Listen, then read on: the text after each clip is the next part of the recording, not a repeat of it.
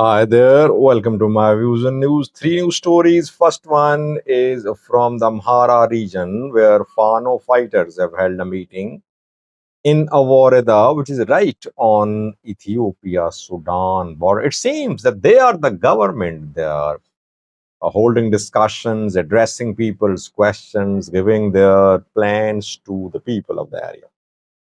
Secondly, Battee Urgesa OLF leader who was killed earlier this year, his statue has been constructed in his hometown. And lastly, is Somalia.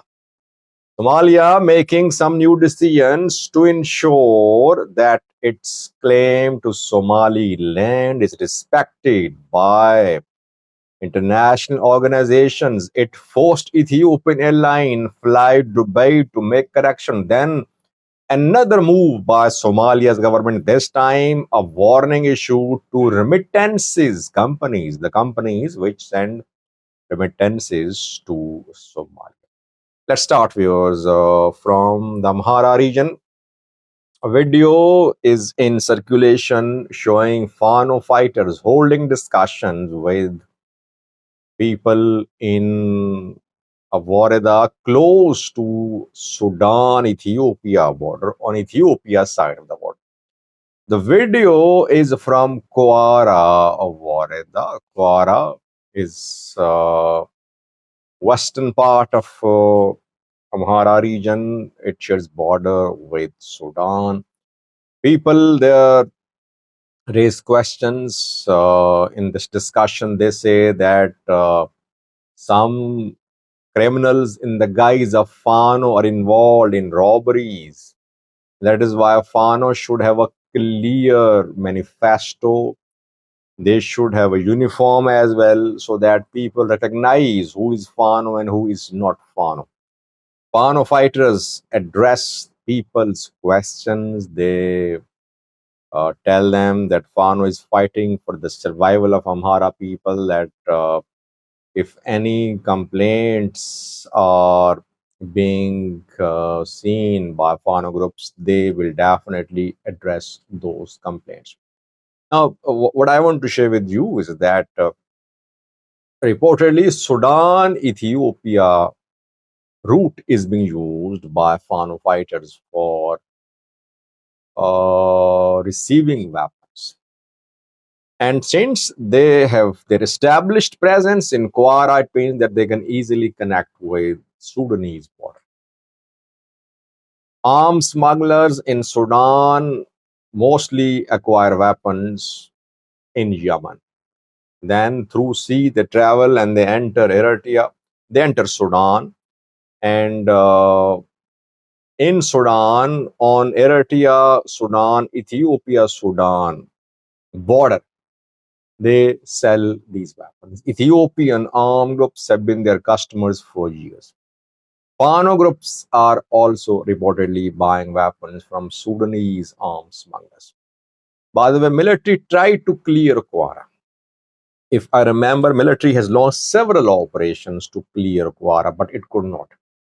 Fano and Kwara was one of the first towns, the Waredas, which came under Fano control last year. I remember that Fano last year formed a special brigade. The task of this special brigade was to ensure and secure the control of Sudan Ethiopia border areas. So Fano fighters buying weapons from black market through Sudan. Some Tigrayan could be involved in arms smuggling because some weapon shipments have been captured in Amhara region, which came from Tigray, and some ENDF officers could also be involved in selling weapons to Fano. These are three main sources of arms procurement for Fano fighters. Secondly, viewers, Battee Urgesa OLF leader's statue has been erected in his hometown, Mekki town, Ishowa zone. A few months ago, earlier this year, Battee Urgesa was shot dead. ruthlessly shot dead in his hometown, Mekki town, East Shoa Zone, Oromia region of Ethiopia. Since then, an investigation has been underway. OLF, OLA, Jawar, they accuse the government. They say nothing will come out of this investigation. OLA, OLF say that it is the government. Government security forces abducted Battee Urgesa, and later his dead body was found with bullet wounds. Human Rights Commission of Ethiopia complained that its inquiry into the killing of Battee Urgesa was being hindered. Its investigators were being harassed. So, Human Rights Commission of Ethiopia could not complete its inquiry into the death of Battee Urgesa. What happened? This high-profile target killing of a senior Ethiopian politician is still untraced. It's a bit surprising because when Ethiopian security forces want to trace out criminals, they do that in a matter of a few days or a few hours sometimes.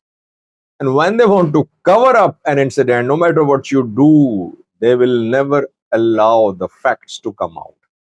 Rather, conspiracy theories will be floated. Purpose would be that deliberate uncertainty should be created and propaganda should be spread. Same is happening here. Sometimes his family members are accused. I think one of his brothers is still in custody.